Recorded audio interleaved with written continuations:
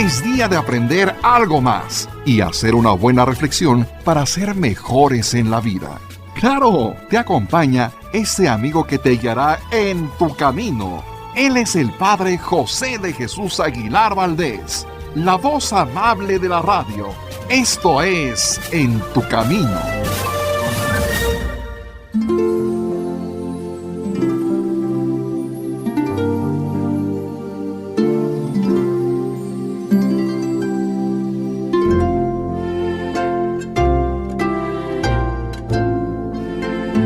Muchas gracias por escuchar este programa y estamos en estos programas de preguntas y respuestas porque qué interesante es hacer preguntas y recibir respuestas sencillas, claras, que nos ayuden a tener un poco más de cultura cristiana, de fe o simplemente de cuestiones culturales en lo que se refiere a fiestas religiosas, a personajes como los santos, a santuarios y otras cosas más. En la última ocasión estuvimos hablando de la Virgen de Fátima y al término hablamos brevemente sobre los famosos secretos de Fátima y yo te mencionaba que en primer lugar no son secretos sino son mensajes.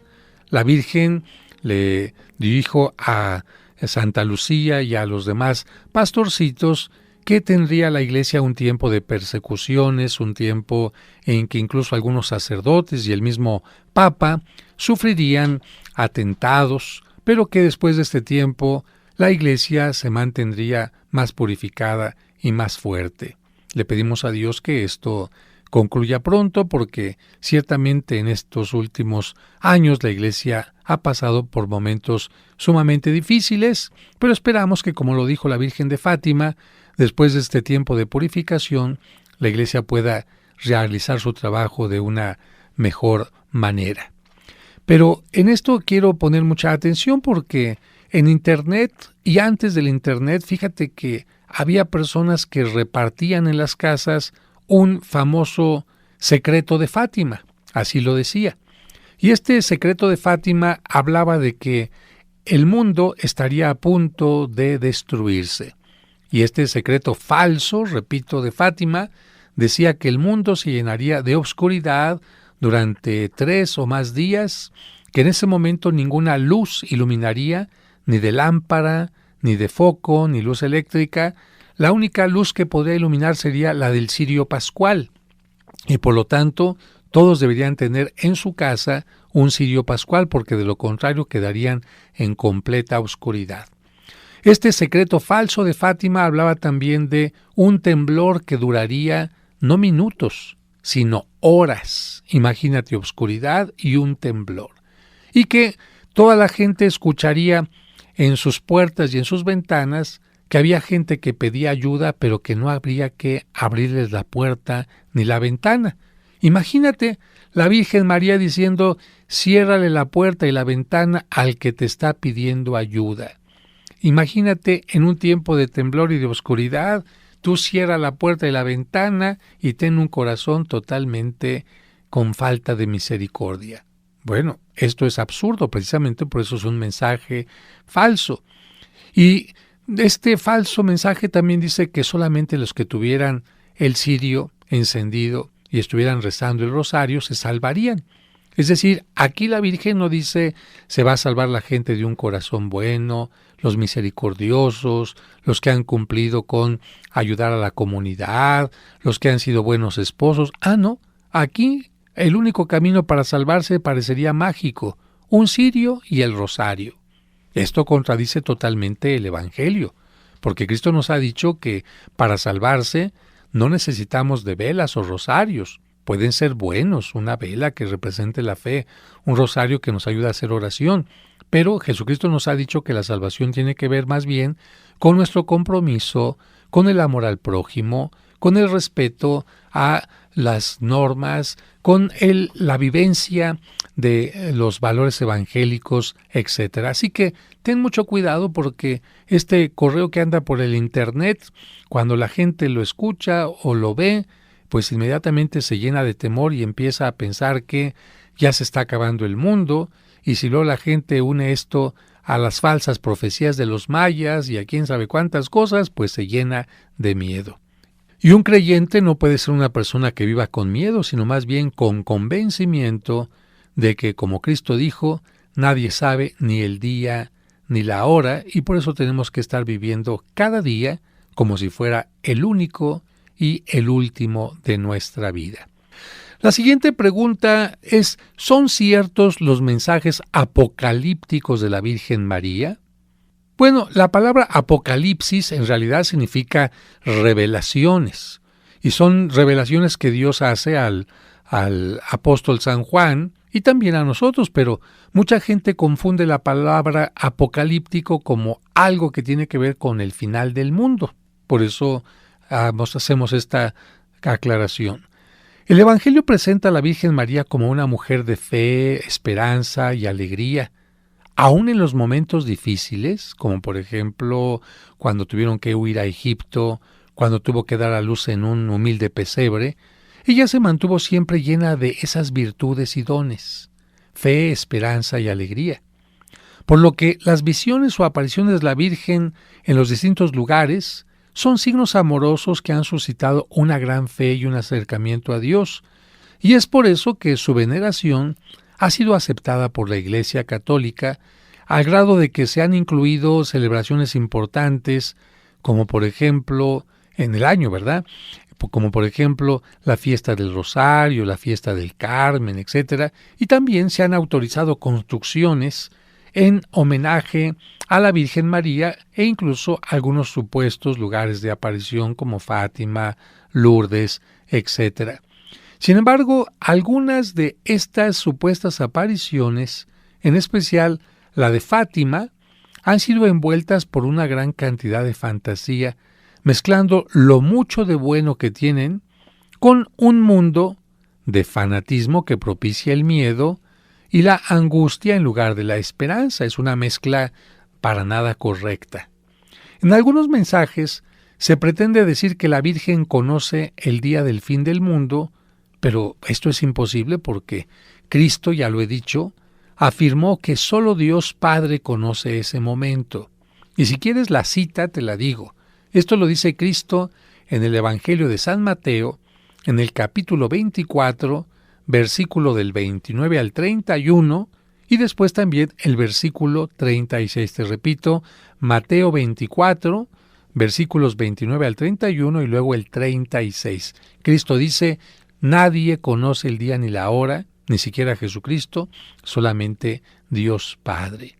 Además, Jesucristo predicó que en aquellos momentos difíciles, cuando parece que todo se está acabando, no se tendría que tener miedo, sino más bien esperanza, porque en todo caso que fuera el fin del mundo, no se trataría de la destrucción total, sino más bien del triunfo de Dios y del bien. Por lo que si tú eres una persona de bien, lejos de tenerle miedo a un momento así, tendrías que decir, bueno, si se va a acabar el mundo, yo sé que si he vivido de acuerdo a lo que Dios me pide, pues voy a poder participar de la alegría final. Vamos a la siguiente pregunta. ¿Cuáles son las imágenes de la Virgen María más conocidas en el mundo? Bueno, es una pregunta interesante porque ¿cuántos nombres dedicados a la Virgen? Pues que Juquila, Fátima, Talpa, Los Remedios, la Caridad del Cobre, en fin. ¿Cuáles son las imágenes de la Virgen más conocidas en el mundo? La Virgen de Guadalupe es la número 1 en todo el mundo, no solamente en México. En segundo lugar, la Virgen de Lourdes. Y en tercer lugar, la Virgen de Fátima. Son las vírgenes, es la Virgen María, pero le llamamos vírgenes por sus distintas maneras de representarse. Son las más conocidas, especialmente por el mensaje, por las revelaciones que dieron a conocer. La siguiente pregunta es ¿cuándo se originó el rosario y cómo se difundió en el mundo? Miren, el rosario nació durante la Edad Media por el amor de los cristianos a la Virgen María. ¿Cómo surgió? Los monjes orientales usaban piedritas para contar el número de sus oraciones. En los conventos medievales, todos los monjes debían rezar los 150 salmos que hay en la Biblia durante el día. Acuérdate que son 150 salmos los que tiene la Biblia. Pero, ¿qué hacían los monjes que no sabían leer? Pues se la pasaban a lo mejor distrayendo a los demás, no sabían decir los salmos, y entonces se les puso una actividad semejante. Se les pidió que rezaran 150 Padres Nuestros durante el día. Pronto a esos 150 Padres Nuestros se les intercaló el rezo del Ave María. Así cada 10 Padres Nuestros se rezaba un Ave María y posteriormente se cambió la oración al revés. Al principio ya dijimos eran 150 Padres Nuestros y después se añaden 15 Aves Marías. Cada 10 Padres Nuestros un Ave María. Pues bien, esto cambia después de tal manera que ahora el primer cambio es van a ser 150 Aves Marías y cada 10 Aves Marías un Padre Nuestro. Y para no perder la cuenta se utilizó un hilo con cuentas en forma de rosas al que se le dio el nombre de rosario. Pero sobre esto continuamos hablando en un momento.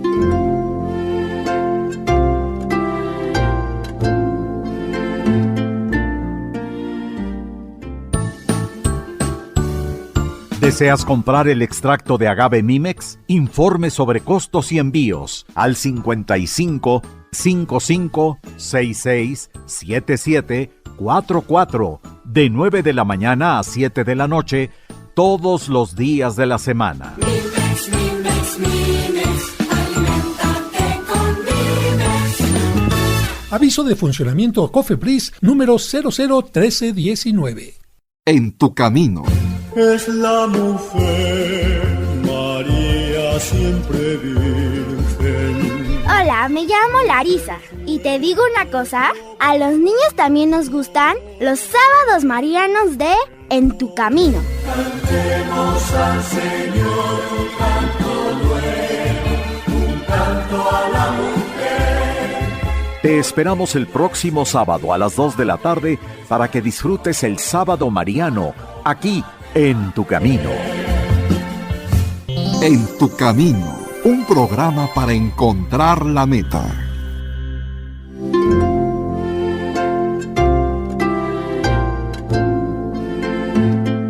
Gracias por continuar con nosotros. Mira, antes de irnos al corte te decía que el rosario se inventó durante la Edad Media, que comenzó como una forma de que los monjes hicieran su oración, los que no sabían rezar los 150 salmos que tiene la Biblia porque no sabían leer, pues tuvieron que rezar 150 Padres Nuestros y después cada 10 Padres Nuestros añadieron un Ave María.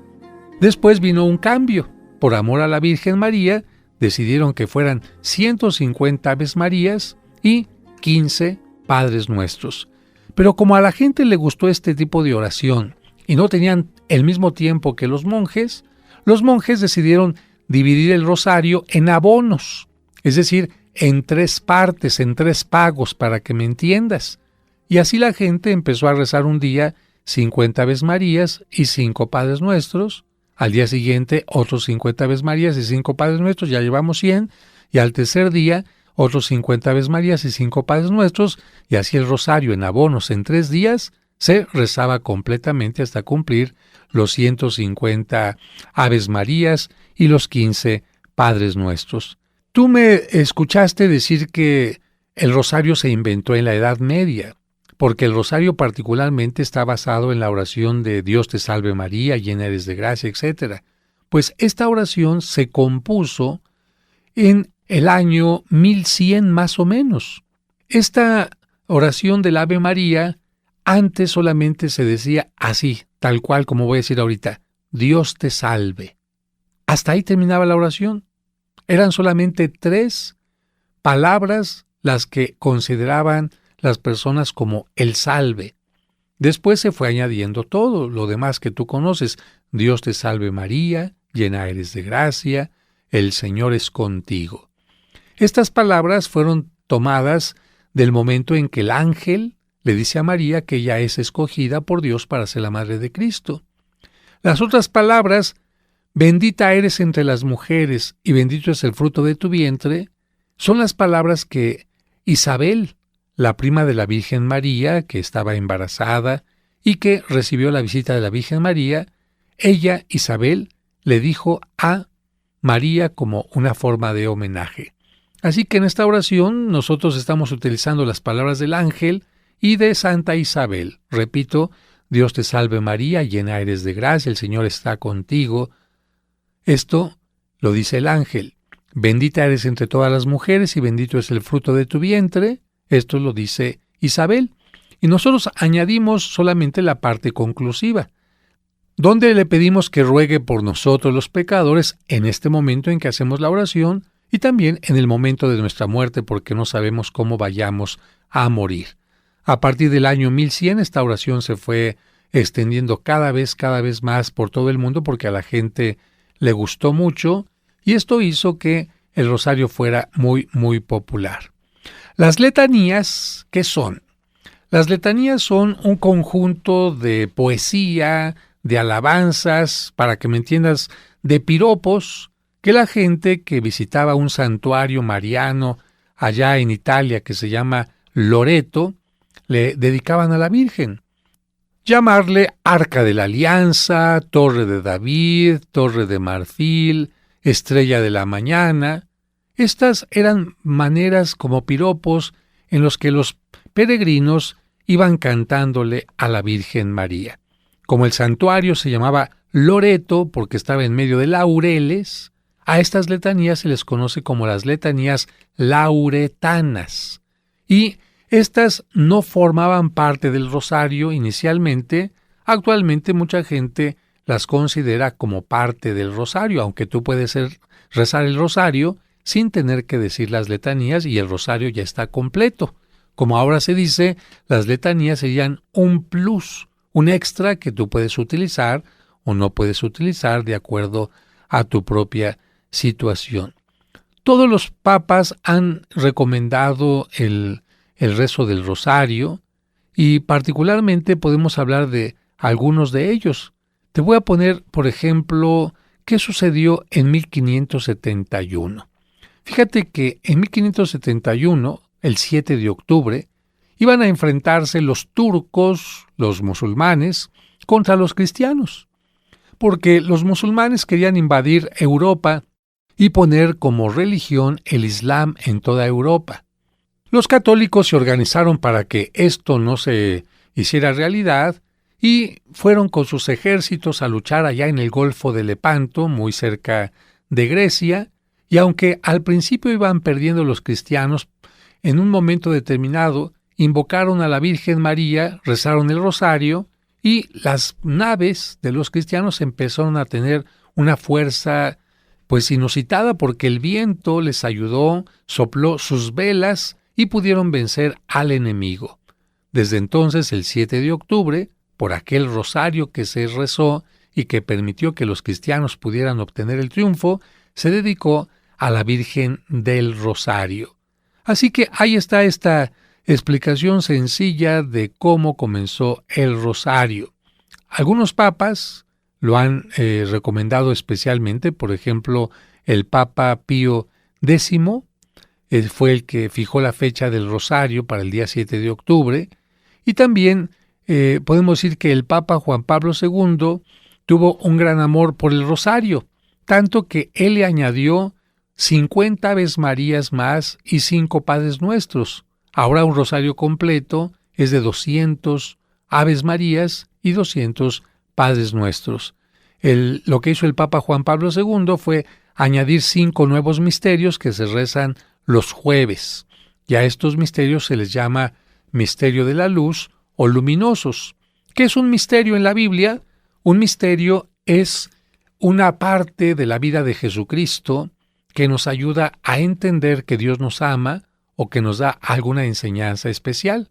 Los misterios pueden ser llamados gozosos, pueden ser llamados dolorosos de acuerdo a lo que representan. Por ejemplo, si hay una gran alegría o una gran tristeza. Y por eso los misterios se rezan siempre con una gran meditación.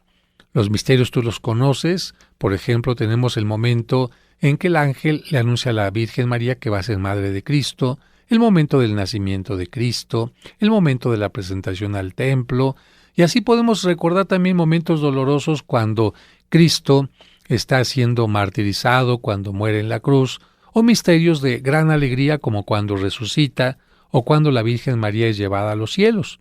Y los últimos misterios que el Papa ha puesto tienen que ver con alguna enseñanza en donde Cristo nos enseña no solamente su amor, sino también la luz de su sabiduría, como por ejemplo las bodas de Caná.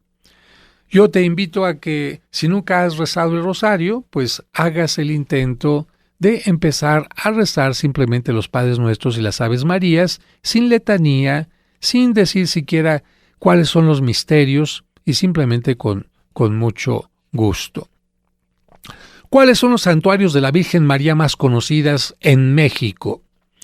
La Basílica de Guadalupe en la Ciudad de México, el Santuario de la Virgen de los Remedios en el Estado de México, muy cerca de Ciudad Satélite, el Santuario de Nuestra Madre Santísima de la Luz en Guanajuato, la Basílica de San Juan de los Lagos, el Santuario de Zapopan y el Santuario de Talpa en Jalisco, la Basílica de la Virgen de la Salud en Pátzcuaro, Michoacán, muy bonita, construida por Vasco de Quiroga, el Santuario de la Virgen del Roble en Monterrey, que es un santuario maravilloso, parece que estuvieras en Roma al meterte a esta basílica, es increíble y mucha gente que va a Monterrey ni siquiera la conoce. El Santuario de Juquila y la Catedral de la Virgen de la Soledad en Oaxaca. Oaxaca tiene estos dos santuarios muy queridos por la gente. El Santuario de la Virgen de Quilá en Sinaloa, el Santuario de Nuestra Señora del Pueblito en Querétaro, el Santuario del Carmen y de la Virgen del Rosario en Puebla, el Santuario de la Virgen de Cupilco en Tabasco, el de la Virgen de Ocotlán en Tlaxcala. Por cierto, este es un santuario maravilloso con una cubierta en yesería y con azulejos increíbles. Ahí en Tlaxcala se le llama Virgen de Ocotlán porque pues la Virgen se encontró adentro de un ocote. Recuerda que a los santuarios o a las advocaciones de la Virgen se les puede llamar de acuerdo al lugar donde pasaron las cosas, como por ejemplo en Juquila o San Juan de los Lagos, pero también se les puede llamar por el lugar donde se encontraron. Si yo te digo que la Virgen de Ocotlán en Tlaxcala se encontró en un ocote, ¿dónde crees que hayan encontrado a la Virgen del Roble que está en Monterrey? Es una imagen pequeñita y pues la encontraron adentro de un roble. ¿Por qué las vírgenes eran encontradas en árboles? Porque pues alguna gente las escondía para protegerlas de algún enemigo, de alguna gente no católica que quisiera hacerles daño para destruirlas, y después, con el paso del tiempo, alguien las descubría. Lo mismo sucedió con la Virgen de los Remedios. ¿Por qué la Virgen de los Remedios tiene un maguey abajo? ¿Por qué es patrona del tequila? No. ¿Por qué la escondieron los soldados que venían con Hernán Cortés debajo de un maguey y después la encontró un indígena precisamente en ese lugar? Bien, para terminar, el santuario de Nuestra Señora de la Candelaria en Veracruz, el de Nuestra Señora de Izamal en Yucatán y el de Nuestra Señora del Patrocinio en Zacatecas son los santuarios más conocidos y más famosos de todo México.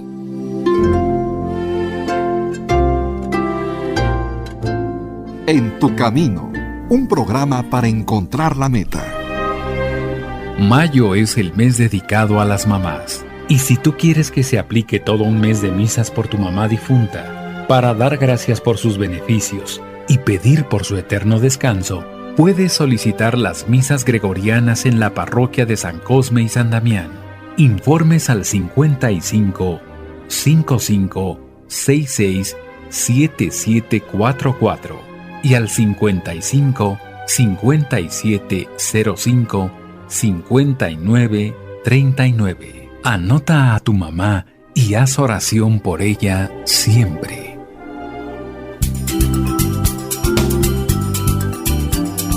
Estás escuchando En tu camino. En tu camino. Con el Padre José de Jesús Aguilar Valdés. La voz amable de la radio.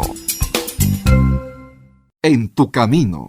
Un programa para encontrar la meta.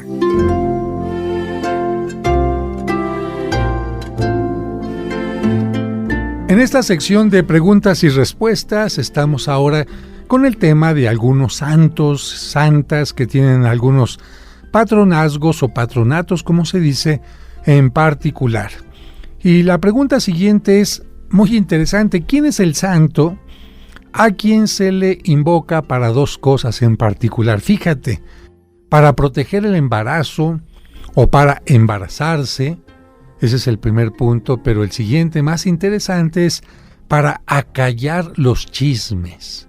Y fíjate que este santo, por ejemplo, es tan querido que en mi parroquia hay más de 3,000 candados que le han ido poniendo y ya bueno, tienen que estar sobre una estructura muy fuerte. ¿Por qué se le pone un candado a este santo? ¿Qué tiene que ver con los embarazos? ¿Quién es? San Ramón Nonnato. Ya desde el principio encontramos un nombre medio raro porque Nonnato, ¿a qué te suena? ¿A que no nació? Y entonces, si un santo no nació, pues ¿cómo se puede hablar de su existencia? Mira, déjame que te explique un poco cada detalle. Él nació en España en 1204, pero su madre tuvo muchos problemas para poder dar a luz. De hecho, la madre murió sin que él naciera, por eso se le llama Nonnato. Pero cuando estaban velando a la madre, alguien notó que el vientre de la madre se movía, es decir, que había todavía vida en su interior, y entonces lo que hicieron fue hacerle una cesárea al cadáver, y aunque habían pasado ya muchos momentos después de que la madre había muerto, y lo normal es que el hijo también estuviera muerto, sucede que cuando abrieron a la madre, el niño estaba totalmente sano en su interior. Ya esto fue considerado como un milagro en aquella época, y precisamente por esto se le considera a él patrono del momento del nacimiento, ya que aunque la madre tenga algún problema, pues el niño puede nacer sin ningún obstáculo. Esto hace que en algunas iglesias todas las mujeres que están encinta o que quieren embarazarse vayan, busquen la imagen de San Ramón Nonnato, y ahí ante la imagen, no porque la imagen sea el santo, sino porque la imagen les recuerda a este hombre que dio un gran testimonio con su vida, que ahorita te voy a comentar más adelante, les permita tener un embarazo. Y yo te puedo decir por lo menos que de varias artistas que conozco que tenían problemas para embarazarse, yo les di la estampita de San Ramón Nonnato para que comenzaran a hacer oración, y mira, una hasta cuatrillizos tuvo. Y no te puedo decir sus nombres, pero consta perfectamente que aun cuando había médicos que decían que era imposible casi un embarazo, que sería muy difícil, pues personas que han invocado a San Ramón Nonnato han entendido que él puede ayudarnos a tener esta gracia de parte de Dios. Pero, ¿por qué San Ramón Nonnato también es patrono para acallar los chismes? Esto tiene que ver con la comunidad de los mercedarios en la que él ingresó. Y quiero hacer una aclaración. No es lo mismo mercedario con D que mercenario. Mercedario es aquel hombre que ingresó a una comunidad de la Virgen de la Merced, de ahí su nombre. ¿Cómo surgió esta comunidad de los mercedarios? Fíjate que allá por el siglo XIII había muchos secuestradores. Oiga, padre, se equivocó, me está diciendo los años 80, el año 2000. No, te digo, en el siglo XIII había una gran cantidad de secuestradores que obraban de esta manera. Ellos tenían barcos, eran sarracenos, la mayoría de ellos musulmanes, y lo que hacían era, así como los piratas, a mitad del mar, en las rutas comerciales, agarraban un barco y tomaban prisioneros a quienes iban viajando en él, no a la tripulación, sino a todos los que iban ahí. Imagínate que ibas tú en un microbús y se sube un asaltante, no se mete con el chofer, pero a los que están ahí les dice, denme todo el dinero. Estos sarracenos no solamente les quitaban las joyas o los baúles con viandas importantes, con vinos, con piernas de cerdo, como botín, sino que se llevaban también a las personas, especialmente a Argel, que era un lugar donde ellos tenían como su guarida. Y ahí Desde ahí mandaban un escrito, le pedían a la persona que escribiera o a quien supiera hacerlo, un escrito con los de la tripulación para que sus familiares enviaran un rescate. Y mientras enviaban el rescate, pues los pobres prisioneros estaban ahí viviendo malamente. En ocasiones, los prisioneros no tenían ningún familiar o los familiares no tenían dinero. Y entonces, pues los familiares tenían que ver que el prisionero iba envejeciendo, pasaban años allá en Argel y nunca regresaba a su hogar. Esto hizo que un grupo de personas, inspirados por la Virgen María, entre los que estuvo San Pedro Nolasco, decidieran hacer una organización, una comunidad, para ayudar a rescatar a estos prisioneros. No solamente ayudarles con la oración, sino también con cosas prácticas. Así todos los días hacían oración por los prisioneros, pero también recorrían las calles con una alcancía para obtener de monedita en monedita el pago para ir haciendo varios rescates. Ya están entonces estos sacerdotes llamados mercedarios, por lo de la Virgen de la Merced, que tenían merced, cuidado, digamos cariño por los prisioneros, y llegaban con el rescate. Pero llegaron todavía algo más, y de hecho esto hizo también San Ramón Nonnato. De repente llegaban a las cárceles y decían: es que estoy viendo a este enfermo que está muy delicado, si no lo sacas te va a morir. O estoy viendo a este ancianito, hombre, está sufriendo mucho sin que le permitas que tenga la libertad. O estoy viendo a este hombre que su esposa está embarazada y no llega el recurso, déjalo salir. ¿A cambio de qué? Me quedo yo en prenda. Entonces los mercedarios, hablando con los sarracenos, decían: me quedo yo aquí en la cárcel, deja que salga y cuando llegue el rescate por mí, pues entonces ya me deja salir a mí. Pero a veces llegaba el rescate por los misioneros, por los mercedarios, y decían: bueno, ya llegó el rescate por mí, ahora me quedo por otro, y dejaban salir a otro. Y así los mercedarios se la pasaban varios meses, incluso años, en las cárceles de los sarracenos. Y esto hizo que precisamente San Ramón Nonnato, aprovechando que estaba allí en la cárcel, pues él se dedicara a hablar de Cristo y del Evangelio ante los musulmanes, que eran sus captores. Y él hacía que la gente que estaba ahí secuestrada pues tuviera más esperanza, más entusiasmo, y aquellos que llegaban a morir ahí pues murieran de una forma más tranquila. Pero los musulmanes empezaron a tener problemas, porque algunos musulmanes se comenzaron a ser cristianos, y esto no fue de nada agradable para los líderes de los musulmanes. Así que dijeron: ese hombre, ese padrecito está predicando y está convirtiendo gente, ciérrenle la boca. Pero pues ¿cómo podemos hacer eso?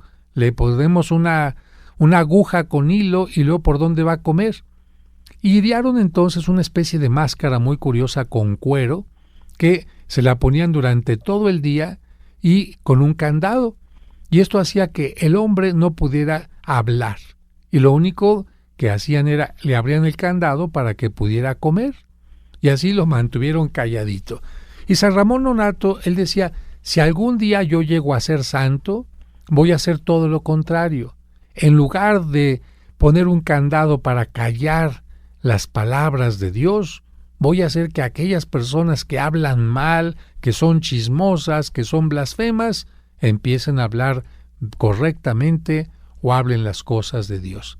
Fíjate cómo a los santos se les suele pedir por alguna cosa que haya tenido relación con su vida. Por ejemplo, San Ramón Nonnato tuvo problemas para el nacimiento, entonces las mujeres que tienen problemas para el parto o que quieren estar seguras de que su hijo va a nacer sin ningún problema, acuden a él. Como San Ramón Nonnato tuvo esta cuestión de que le cerraron la boca con un candado, aquellas personas que quieren cerrar la boca de aquellos que están con chismes, con difamaciones, acuden también a San Ramón Nonnato para que él interceda por ellos o por ellas. ¿Qué se acostumbra a hacer?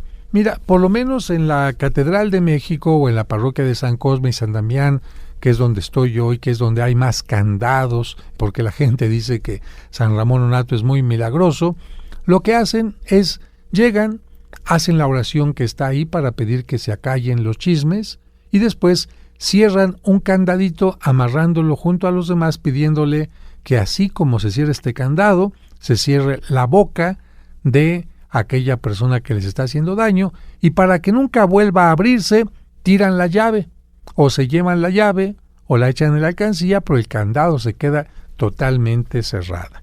Esta es la tradición sobre San Ramón Nonnato. Pero vamos a continuar al regreso del corte.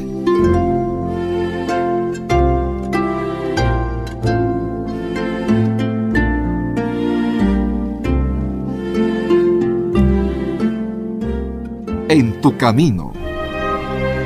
Mayo es el mes dedicado a las mamás. Y si tú quieres que se aplique todo un mes de misas por tu mamá difunta, para dar gracias por sus beneficios y pedir por su eterno descanso, puedes solicitar las misas gregorianas en la parroquia de San Cosme y San Damián.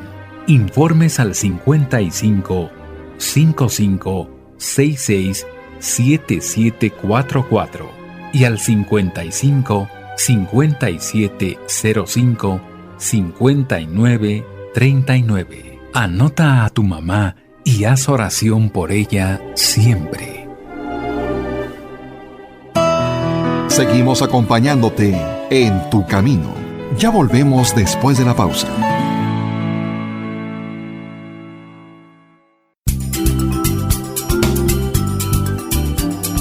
Estás escuchando En tu camino.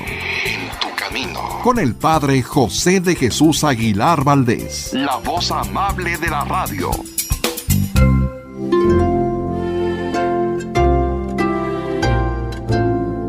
Regresamos con esta pregunta sobre los santos y particularmente ahora sobre San Ramón Nonnato. Él, como te decía, fue mercedario, estuvo mucho tiempo ayudando a los prisioneros, pero más adelante llegó a ser consejero de el Papa y murió dando testimonio de una gran fe. La siguiente pregunta que tenemos es: ¿por qué San Valentín es el patrono o el patrón de los enamorados?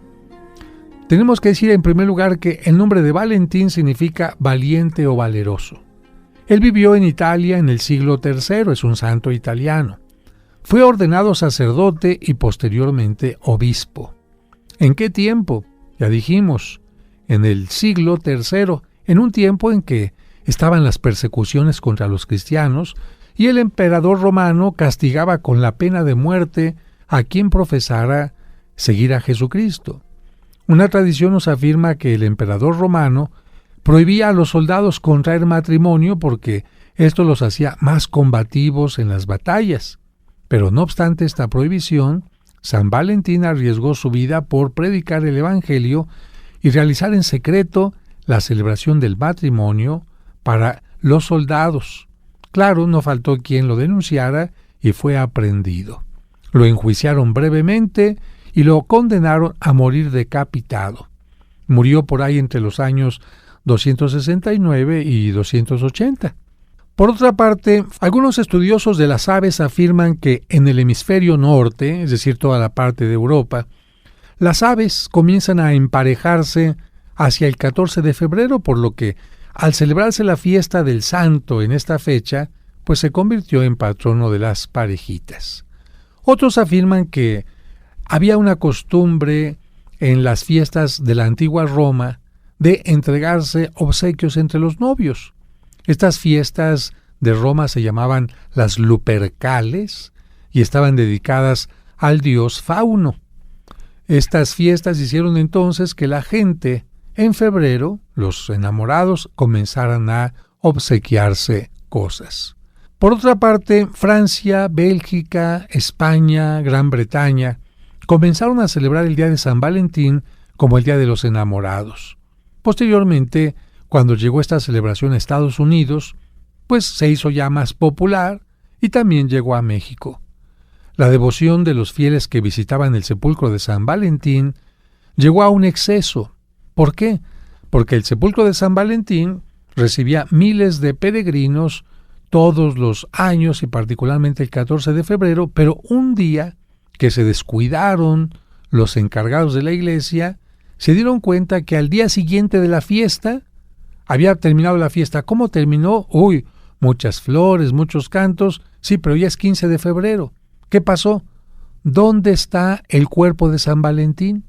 ¿Cómo? ¿Ya no está en su lugar? No. ¿Quién se lo llevó? No se supo. Entre los miles de peregrinos que llegaron a la iglesia, alguien se llevó las reliquias de San Valentín y ¿qué crees?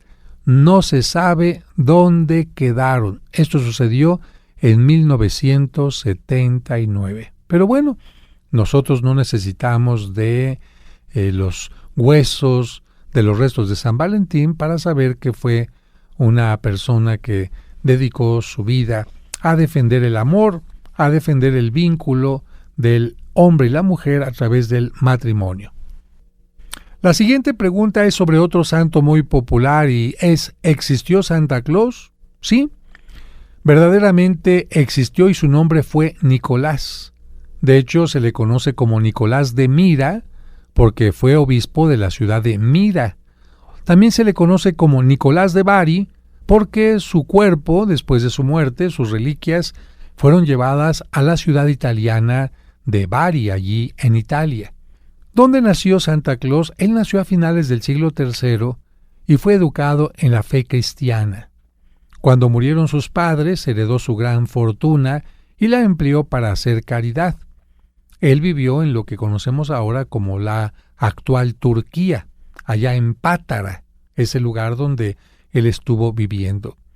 Se dedicó a ayudar en secreto a los pobres, ayudó a liberar a los presos inocentes, ayudó a los marinos también y mostró un especial amor a los niños, a quienes les obsequiaba muchos regalos. También ayudó a las mujeres que no tenían la dote para casarse, y como le gustaba ayudar en secreto, en cierta ocasión, unas señoritas que querían casarse y no tenían para la dote, pues estaban ahí preocupadas por esto, pero él no quería que supieran que las ayudaría. Entonces él esperó que se metieran a bañar.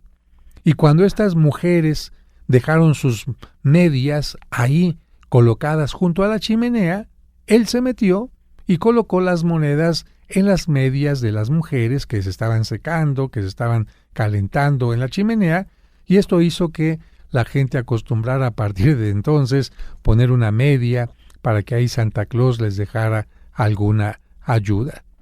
Cuando murió este santo, fue enterrado en Mira, pero más tarde, cuando los musulmanes se apropiaron de aquella catedral, invadieron la región, los italianos de Bari se robaron su cuerpo y lo trasladaron a la ciudad de Bari en 1806, en donde se veneró hasta 1976.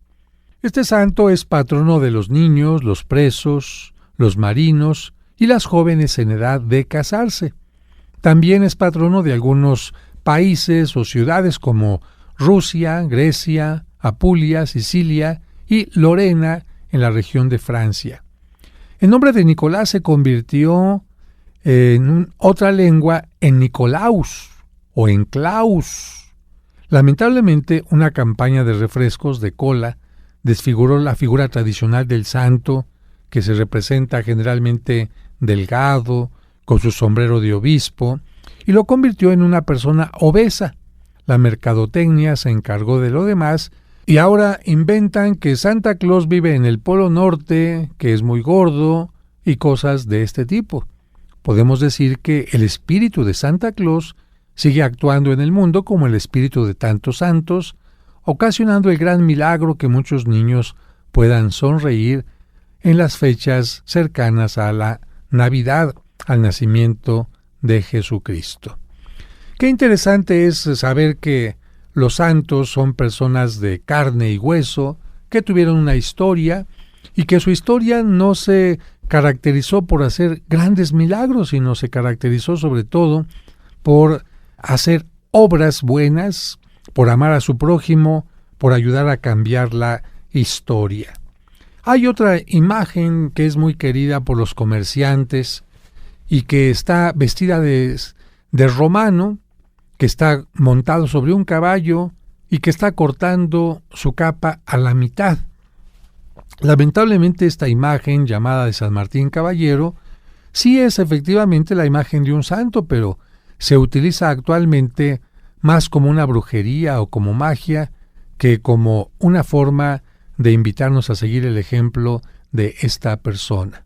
Cuando soy invitado a bendecir algún comercio, inmediatamente le pregunto a la gente si realmente cree, es creyente en el catolicismo o cree otro tipo de cosas, porque no falta que hay una gran revoltura en su negocio. Está por una parte la imagen de San Martín Caballero, por otro lado está una pirámide, por otro lado está una corona de ajos, por otro lado está una herradura, y entonces tú le preguntas, a ver, dime cuál es el sentido de la herradura. A propósito de esto, ¿tú sabes qué significa una herradura cuando la ponen en las fiestas de matrimonios, de 15 años? ¿O por qué se utilizó la herradura como símbolo de buena suerte, como símbolo de que todo iba a estar bien? Bueno, pues si quieres saber, no te pierdas el siguiente programa, porque vamos a hablar precisamente de la historia de San Martín Caballero y el uso de la herradura. Bueno, pues muchas gracias a todos por haber estado en este programa. Muchas bendiciones. Hasta mañana.